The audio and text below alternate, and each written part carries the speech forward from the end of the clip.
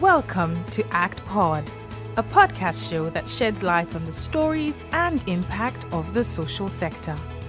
The show is proudly powered by Aspire Coronation Trust Foundation. Let's begin the change.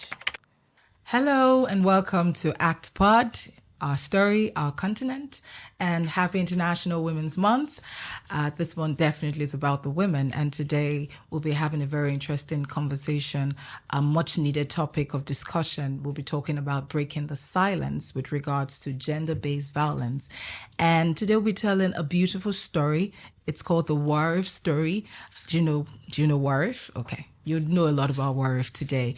I have the founder of Women at Risk International Foundation, that's WARIF, and she's in the studio with me today, and that's in person of Dr. Kemi DaSilva Ibru. Welcome to ACTPOD. Thank you so much for having me. It's so good to have you. Today, we'll be having this very beautiful conversation just to mark the month, the International Women's Month. And I love the fact that we're going to be telling your story, which is the WARIF story. You represent WARIF, right? Indeed, I do. Okay, so we'll be talking about this story. But before we get into that, we'd just love for you to tell us a bit about yourself.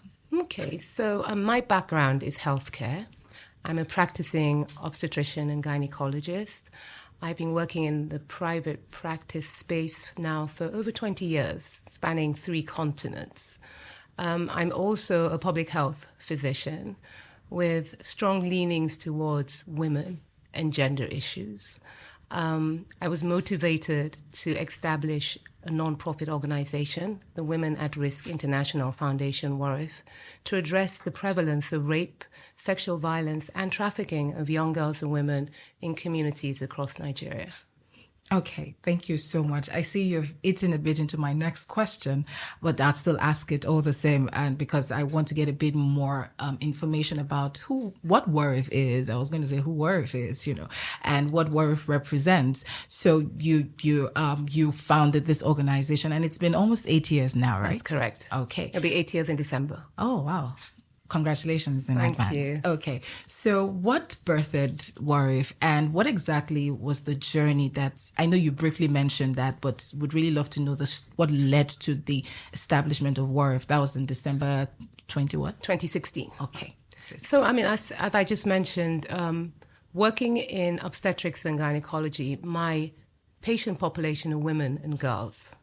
So when I moved back to Nigeria, I started working in the public sector space in tertiary centers in Lagos State. And this was when I started to see young girls and women with harrowing, horrific cases of gender-based violence. And they were brought into these public sector facilities because there was a dearth of essential services available to them, especially specialist care facilities that could address these cases.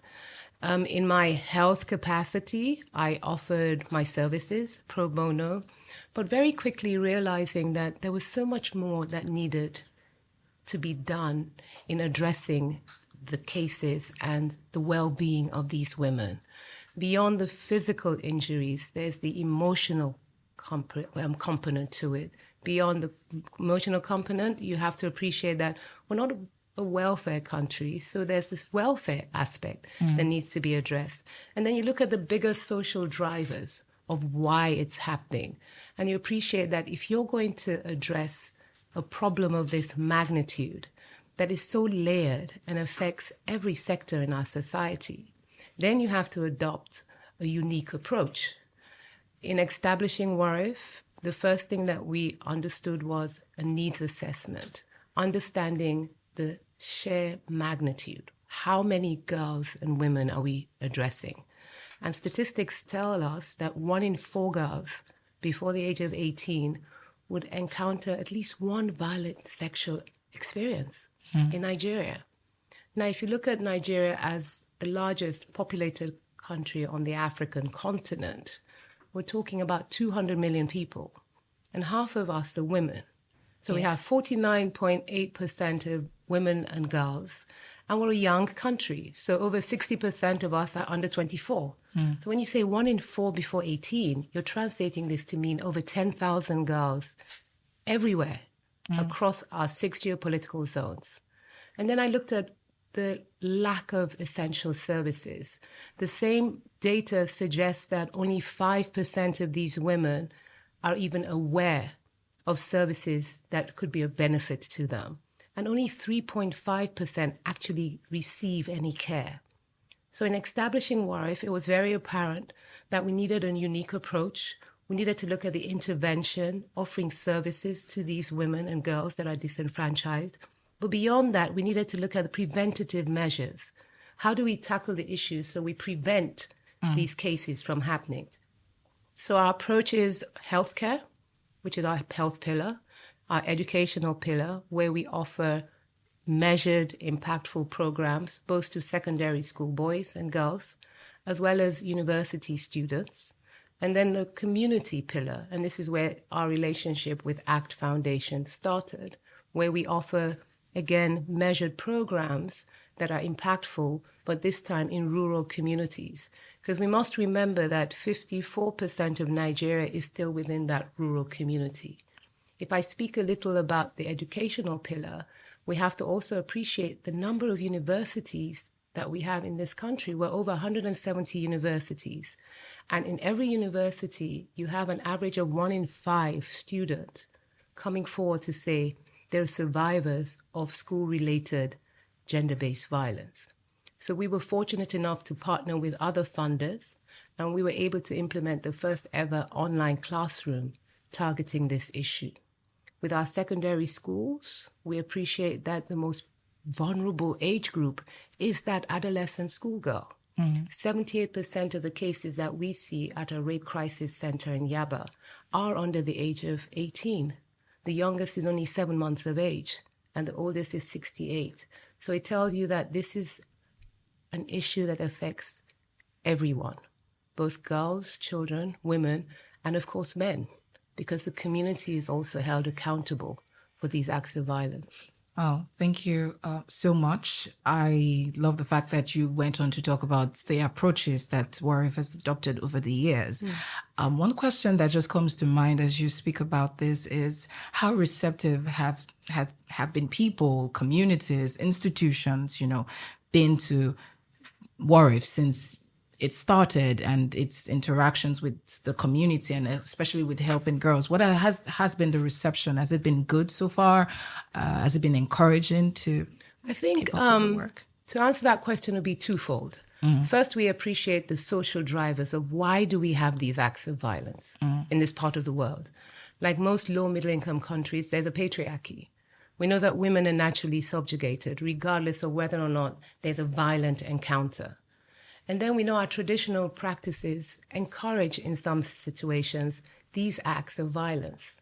And then when you ask about the community on some level is also complicit because we name, we shame, we blame, many a time not necessarily the perpetrator, but then we allow this survivor to carry the shame and the burden of these acts. And so how do we break that silence, as you spoke of? How do we then address that? We have to go back into the community. And so awareness was key and was critical. And in raising awareness, we started to appreciate that there were actually individuals, organizations that were already doing good work, but working in silos. And so we appreciated the fact that we needed to now improve on our collaborative efforts. We started to work with both governmental and non-governmental agencies.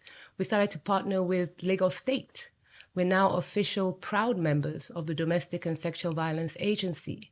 We recognize that for us to shift that needle, for us to actually tackle this problem and see traction, we couldn't do it alone. So in working with organizations, both in the government and outside, in recognizing that we needed to raise the awareness of bystanders, of you and I, so that we see that this is not just a governmental problem or a societal problem, but this is a human problem that affects homes and communities.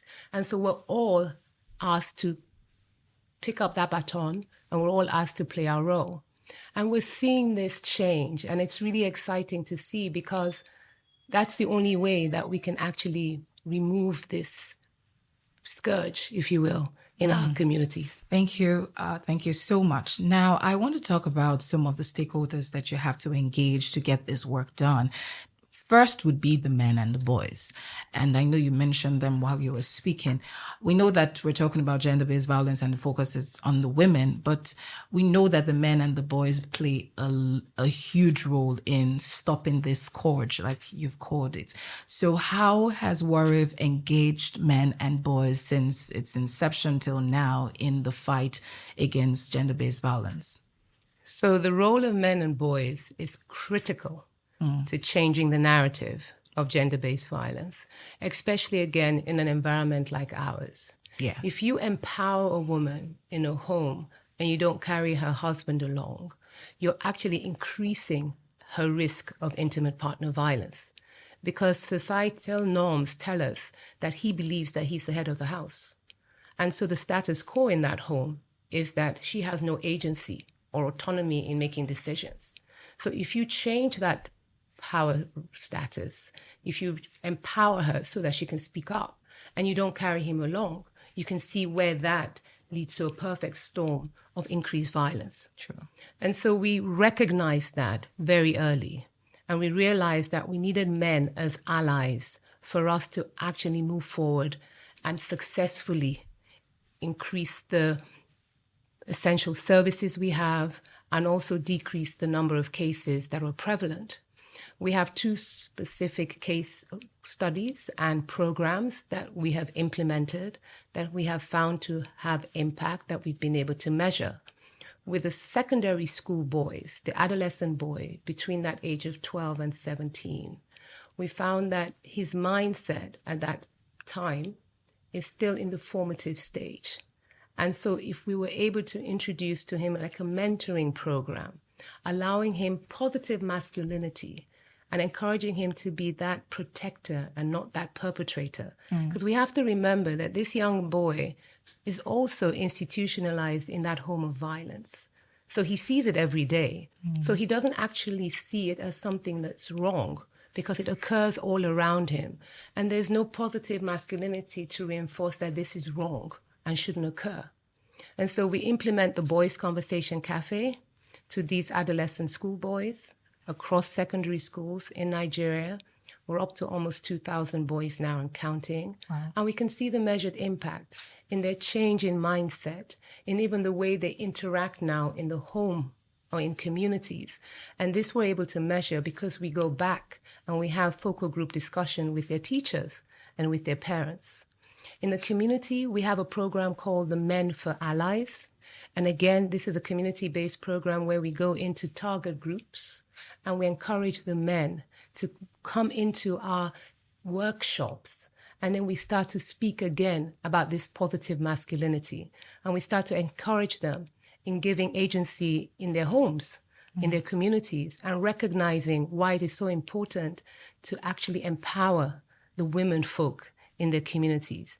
Beyond the fact that it's fundamentally right, it's actually an economically wise decision, because we know that women are not only the glue in the home, but even economically, she adds to the home. And so if she's empowered, it makes for a happier, healthier, and more productive community. Awesome. Amazing. That's really beautiful to know that both the men and the boys are carried along. And now another group or category of stakeholders that we'll be talking about would be law enforcement agencies, would be religious bodies, and of course, policymakers. And I think that's where the government comes in and all. How does WARIF engage the stakeholders in changing this narrative? So the stakeholders that you spoke of, many of them come with spheres of influence. I mean, you go into any community and you very quickly recognize that a very important stakeholder is that religious leader or that traditional leader. And you also recognize that they're all natural mediators to many of these cases of violence.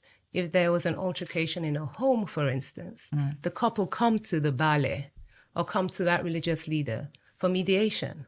And so the question is, what advice is being given? Because this is a community that is, as with many communities in our part of the world, steeped in a lot of traditional practices that encourage women to be subjugated.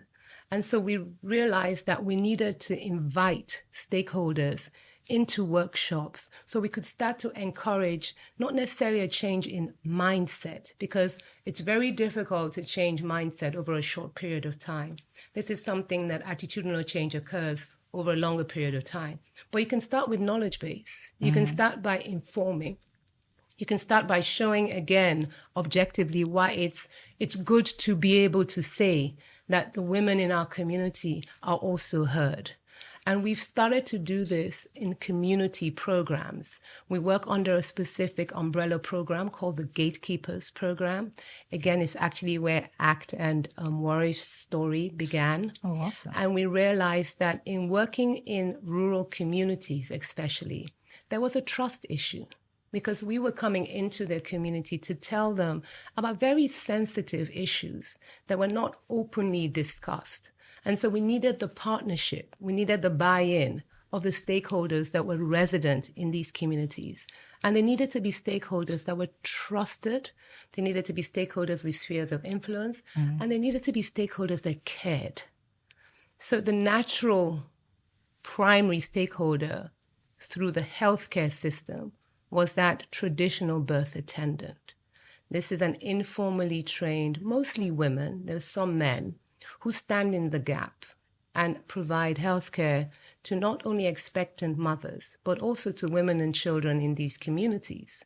And when you speak to them, they would immediately tell you about the multiple cases of abuse that occur, because they're also the natural custodian of the secrets of these women. So the women come into their clinics, they share with them, they have full access to the woman, because, again, she's a trusted member of the society and the community. But unfortunately, she doesn't have a toolkit to help the woman, because they'd never been trained on cases of gender-based violence. So it was immediately apparent to us that we needed to look at that. And it was the same with the police. The police are the natural custodian of the judgment when one wants to seek justice in these cases. Yes. But again, we found that if you have a community, that there's a trust issue or a disconnect between the community women and the police force, then she's probably not likely to want to go to report a crime. So then it was important to close the loop. It was important, again, to share stories. It was important to express concerns. And we created a workshop where we could then inform on protocols and processes, the importance of, for instance, seeing women at our clinics within a 72-hour window after an event, because that post-incident period is where we could retrieve the necessary forensic medical specimens, so we could assist in ensuring that the perpetrator was apprehended. It was the same with religious leaders, because, as I mentioned, they're natural mediators. So again, if we were able to get them together in a workshop setting, and again, give the necessary toolkit in changing the narrative of these women in the communities, we were able to, again, see the traction. So with ACT, if I may start the ACT story. Okay. We, in 2017, decided that we were going to train these traditional birth attendants for the very first time on cases of gender-based violence, for them to be first responders. When they see a case, what would they do? What toolkits do they have? What documentation would they be able to put down? And where do they then refer the cases to? And with the ACT Foundation sponsorship, we started with 500 traditional birth attendants from 5 local government areas in Lagos State. And it was transformative. These were women that had never been trained before, that were suddenly empowered with training and knowledge and a referral system. In the first year of this program, we saw 200 new cases at the WARIF Rape Crisis Center from local government areas that we would never have heard of. And the women would never have been referred to us if we hadn't implemented this program.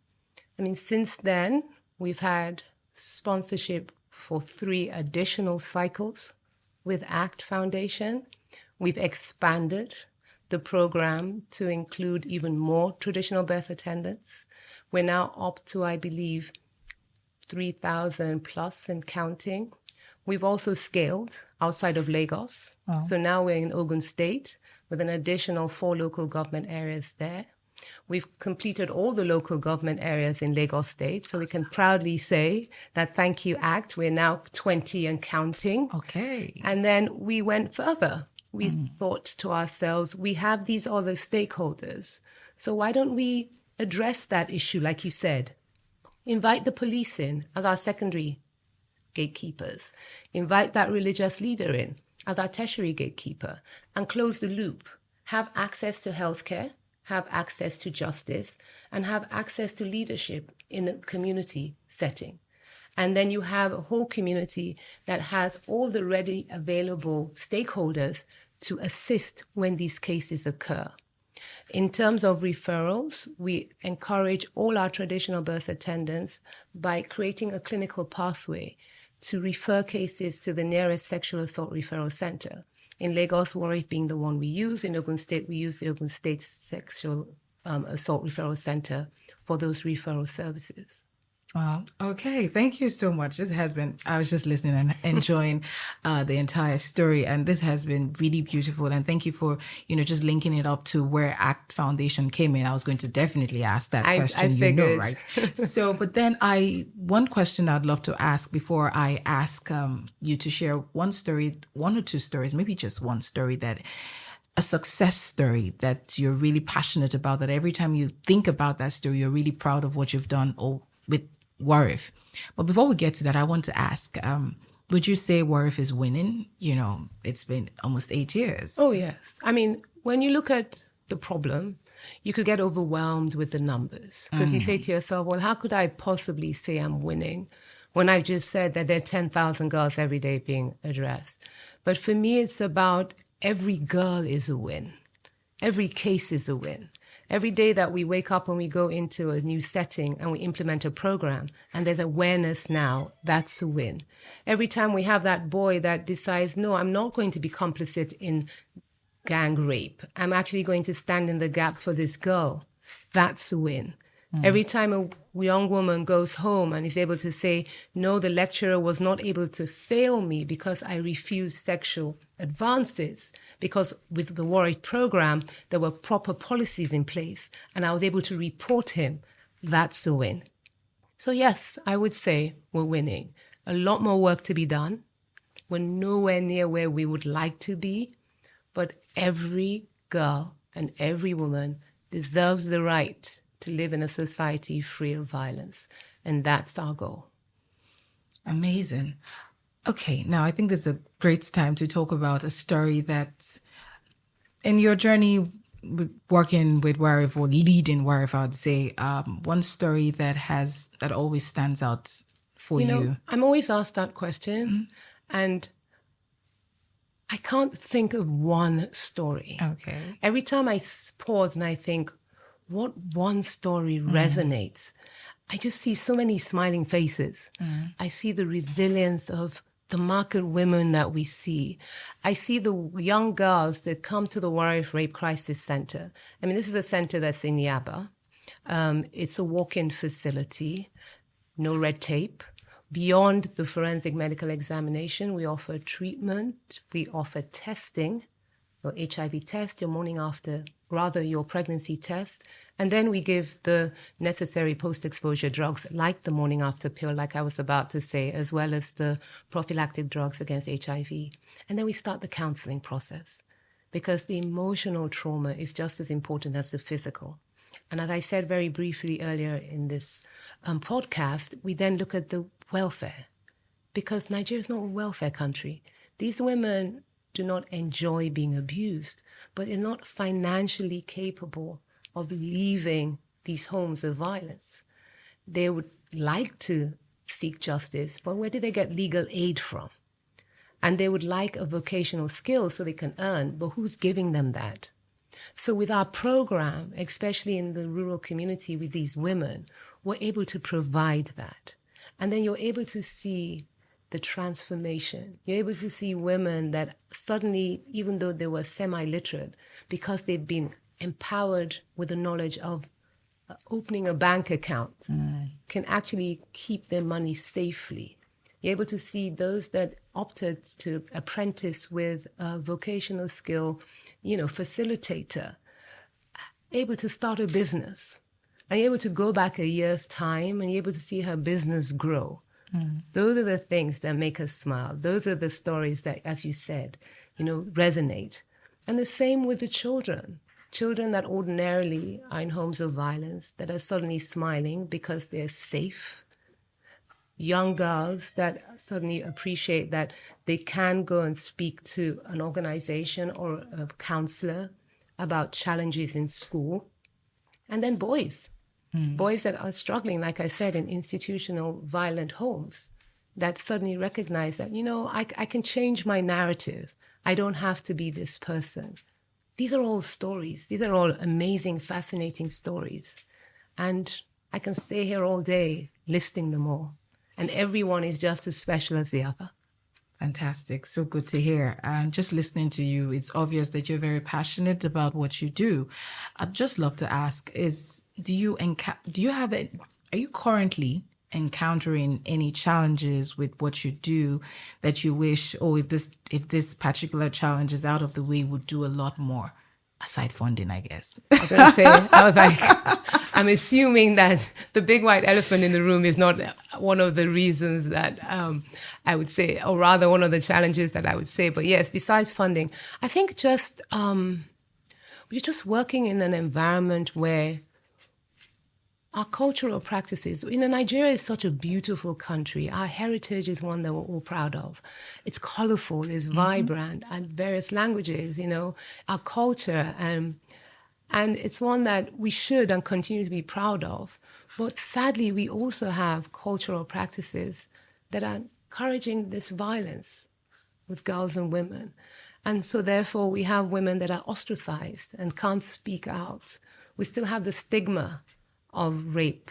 And so again, she's not allowed to speak about it, whether it's because it's, as 98% of the time is the case, it's a family member or somebody well known to her. And so she's either been threatened or she's been gaslit. And so therefore she can't speak on it.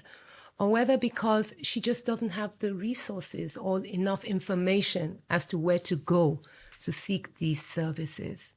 So I guess for me, the challenge would be changing that dynamic, changing the dynamic where women are forced to remain silent and having communities become better bystanders. Enough of the shaming and blaming. Let's stand with the survivor. Let's show her that, no, the perpetrators can't continue with impunity because we're turning our heads away. I think that for me would be a significant change in this fight against gender-based violence. Great. Thank you. Last question. No, second to last question. What do you see? What's the future you see for WARIF? I see WARIF scaling with regards to the programs that we implement. So therefore, I see more women being assisted. I see us going beyond state lines, which we've already done, but tackling this issue properly in all 6 geopolitical zones. I see us going beyond country lines and being a truly pan-African organization, because many countries similar to ours have the similar challenges. And so therefore, as I mentioned, there's always room for collaborative and partnerships whereby we can then come together and tackle this problem as it should be, as a greater force. Awesome. Now, thank you for that last line, because it leads me to my last question. So you talked about collaboration, partnerships. Say I want to partner with you, I want to collaborate with you. How do I reach you? Where do I find you? Oh, well, you can start with our website. Okay. You can check us on all our social media platforms, whether it's Twitter, or I guess it's X now. Yeah. And Instagram, as well as Facebook. We are found in all the social media online media houses and yeah. platforms, as I mentioned before. But beyond that, also the traditional publications. We have featured articles monthly in many newspapers. We also have an 0800 call line, which is 24 hours, as well as our email and other contact details, which are readily available on our website, or I'm hoping you'd be able to make it available to anyone that's listening to this. Okay, thank you so much, Doctor. It's been a very beautiful conversation just speaking about this and sharing your story, the WARIF story. It's really very exciting to learn how far you have come and where you're headed. And I wish you great successes ahead. I'm sure that, especially, it's the Women's Month, and it's the month where we celebrate all our achievements, and it's also the month where we encourage ourselves to do so much more. So I'm certain that there's so much more to be done, and I'm sure that WARIF will do really great. So thank you for coming. Well, thank you so much for having me. I think as a final word, I would like to encourage everyone, women, girls from wherever, to please seek help. If they're survivors of any form of violence, you're not alone. WARIF and other organizations are held to help. Our 0800 helpline that I just mentioned is 0800 9210 0009. I repeat, 0800 9210 0009. You're not alone. It's a 24-hour free service. Thank you. Thank you so much for coming. This has been really great, and it's been really beautiful just learning about the WARIF story and talking a lot about gender-based violence. There you have it. We are excited about what WARIF is doing, and we know we're also celebrating various other organizations who are doing this and helping as many women as possible. Thank you so much for being on ACTPOD today. We'll be back again with another exciting conversation on this platform. Watch out for us. Have a beautiful day. Bye. Thank you for listening to ACTPOD. For inquiries and feedback, please reach us on actpod@actrustfoundation.org. Follow us on social media at ACTFoundation_ on Instagram and Twitter, and Aspire Coronation Trust Foundation on Facebook. The show is proudly powered by Aspire Coronation Trust Foundation. ACTPOD, our story, our continent.